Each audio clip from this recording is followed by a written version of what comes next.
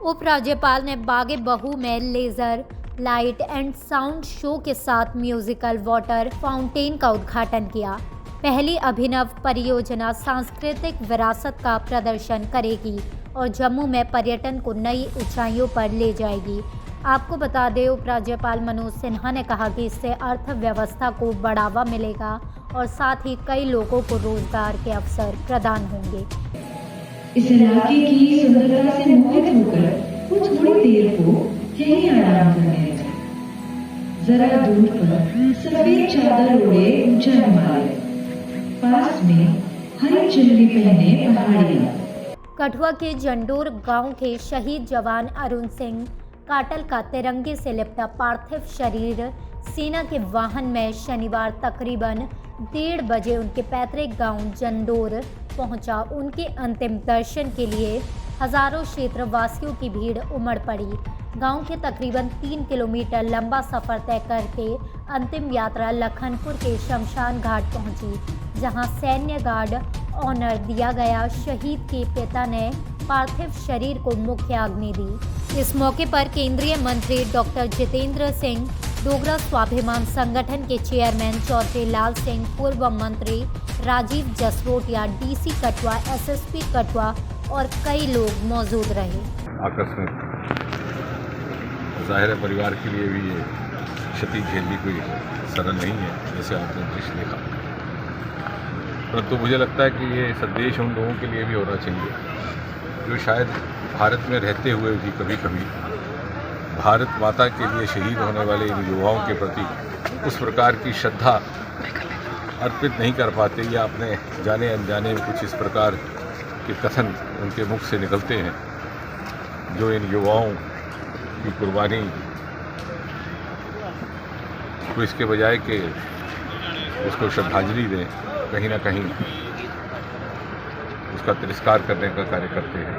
मुझे लगता है कि राष्ट्र इस प्रकार के युवाओं की त्याग का कोई ऋण तो नहीं अदा कर सकता, परंतु हमारे मन में सच्चे लगन के साथ इनके प्रति श्रद्धा रहे और भारत माता के प्रति समर्पण रहे। बहुत दुख है इस बात का कि इतनी बड़ी दुर्घटना और हमारे यंग बच्चे और ये मेरी कॉन्स्टिट्यूंसी के नौजवान हैं अरुण जी, मुझे बहुत दुख है। और बाकी इसके साथ जितने भी जो हमारे लोग इनके साथ बच्चे थे, सबका दुख है कि अभी इनकी शादी सिर्फ 3 महीने पहले हुई और 1 महीना यहाँ रहे, 2 महीने यहाँ से पहले गए हुए इधर,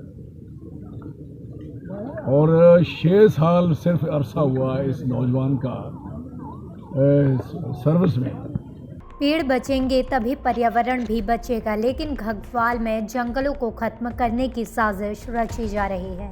बताया जा रहा है कि ये साजिश वही लोग रच रहे हैं जिनके जिम्मे जंगल को बचाने की जिम्मेदारी है। सांबा जिले में वन विभाग के कर्मचारियों और लकड़ी माफियाओं के मिलीभगत से जंगलों में पेड़ों का कटान तेजी से किया जा रहा है। जिम्मेदार अफसर कार्रवाई करने का दावा तो कर रहे हैं, लेकिन वो जमीन पर दिखाई नहीं दे रही है। ये मामला घग्वाल वन परिक्षेत्र के सांदी गांव का है, जहां लगभग 1 महीने से अवैध कटाई का सिलसिला जारी है। सूचना पर पुलिस, रेवेन्यू विभाग और वन विभाग की टीम ने मौके पर पहुंचकर कटान को रुकवाया। वही मुझे अभी हमारे सरपंच साहब बोल रहे थे कि हमें तो रोज आए दिन बोल रहे हैं पेड़ लगाओ, जहाँ तो हजारों पेड़ इन्होंने झटके में काट दिए। किसी ने किसी को नहीं पूछा, नहीं एडमिनिस्ट्रेशन ने इनको रोका। और हम पानी दे रहे हैं, पेड़ लगाते हैं, पानी भी देते हैं। मैं अपनी मिसाल दे सकता हूँ। मैं पंचायत का, मैं सरपंच रहा हूँ, मैंने कितने अपने हाथों से दरख्त लगाए हैं, कितने उनको पानी देता हूँ, उनकी देखभाल करता है और रक्षा करता हूँ। ये एक अच्छा पर्यावरण, जहाँ हमारे लोग सांदी रोड पे रोज़ सैर करते हैं, लेकिन जहाँ पर्यावरण को ये बिगाड़ रहे हैं लोग, तो हमें ये बर्दाश्त नहीं। अभी तक जो पता लगा है तो परमिशन इनके पास नहीं मिली है। फॉरेस्ट के ऑफिशियल भी बुलाए हैं, तो पुलिस के लोग भी हैं। तो इसमें जो भी लीक इलेक्शन होगा वो गाड़ियाँ अपने मौके पर पहुंचेंगी, वो किया जाएगा। तो आपको इसके बारे में अवगत करा दिया जाएगा। आखिरकार सर ये कौन लोग थे? सर कितने पेड़ काटे गए हैं सर? मतलब आम आदमी के लिए यहाँ कोई सुविधाएं नहीं है। कोई नहीं, जो इसमें लीगल एक्शन होगा वो हम करेंगे, और जो फर्दर इसमें डेवलपमेंट होगी। खैर की कटाई हुई है सर, खैर की कटाई हुई है, कितने? नहीं, ये फॉरेस्ट के ऑफिशियल देख रहे हैं किस किस्म के पेड़ थे, वो मेरे को इसके बारे में अभी अपडेट नहीं है। जो भी एक्शन होगा लीगल हम कर रहे हैं। घग्वाल के प्राचीन और प्रसिद्ध नरसिंह मंदिर धाम के पास स्थित नरसिंह सरोवर के सौंदर्यकरण का बीडीसी चेयरमैन विजय टेगोत्रा ने उद्घाटन किया। आपको बता दें, नरसिंह सरोवर के सौंदर्यकरण के लिए 20 लाख रुपए की राशि रखी गई है। साथ ही आपको ये भी बता दें कि इसके अंतर्गत 2 बड़े घाट बनाए जाएंगे। साथ ही 117 मीटर की प्रोटेक्शन वॉल भी बनाई जाएगी। आज नरसिंह मंदिर के पास जो हमारा नरसिंह सरोवर है, 20 लाख जो मेरा CDF का पैसा था, उसका उद्घाटन जहां आज करने का मौका मिला, जिसमें हम 2 बड़े घाट बनाएंगे और प्रोटेक्शन वॉल बनेगी 117 मीटर के करीब। और इसमें जो पैसा बचेगा तालाब को सुंदर बनाने के लिए, इसकी ब्यूटिफिकेशन के लिए, तो हमने सभी ने ये फैसला किया था कि ये नरसिंह मंदिर का जो हमारा तालाब है, जितने भी लीडर आते हैं हम उनसे पैसा मांगते हैं और लोग आते हैं, वादे करते हैं लेकिन देते नहीं। तो नरसिंह भगवान ने हमें अगर पावर दी है, हमें पैसा दिया है, तो हम सबसे पहले नरसिंह भगवान के चरणों में जितना भी पैसा सारा यहाँ अर्पण किया है। सोपोर पुलिस ने प्रतिबंधित आतंकी संगठन अल बद्र के एक आतंकी मॉड्यूल का भांडाफोड़ किया है और 4 हाइब्रिड आतंकवादियों को गिरफ्तार किया है। साथ ही बड़ी मात्रा में हथियार और गोला बारूद और नकदी बरामद की गई है। आपको बता दें, सोपोर पुलिस ने 4 आतंकवादियों सहित 7 आरोपियों को गिरफ्तार कर प्रतिबंधित आतंकी संगठन अल बद्र के एक आतंकी मॉड्यूल का भांडाफोड़ किया है। सोपोर पुलिस, CRPF और आर्मी के कंबाइंड ऑपरेशन में हमने पूरा 7 लोगों को अरेस्ट किया। ये 7 में 4 लोग हैं मिलिटेंट्स और 3 है तो इससे पूरा वॉर लाइक सामग्री हमने बरामद किया। तो उसमें UBGL है, एक AK-47 है और कुछ राउंड्स है और 3 पिस्टल्स भी है।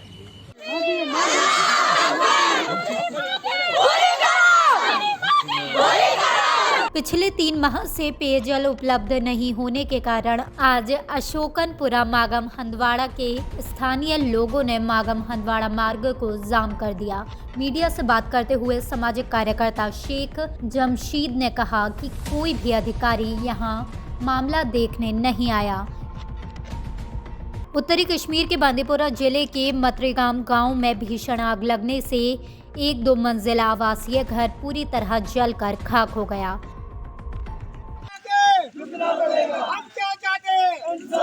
जिला पुंछ के गांव खनेतर में 4 पंचायतों के लोगों ने प्रोटेस्ट किया। इन लोगों का कहना है कि डिलिमिटेशन जो बनाया गया है उसे उन्हें बहुत नुकसान हुआ है।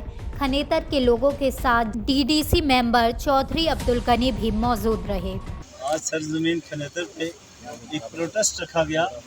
डिलिमिटेशन कमीशन के उस फैसले पे जो काला कानून उन्होंने हम पे नाफिज किया, खनेतर को उठा के सुप्रीम कोर्ट के साथ लगाया गया।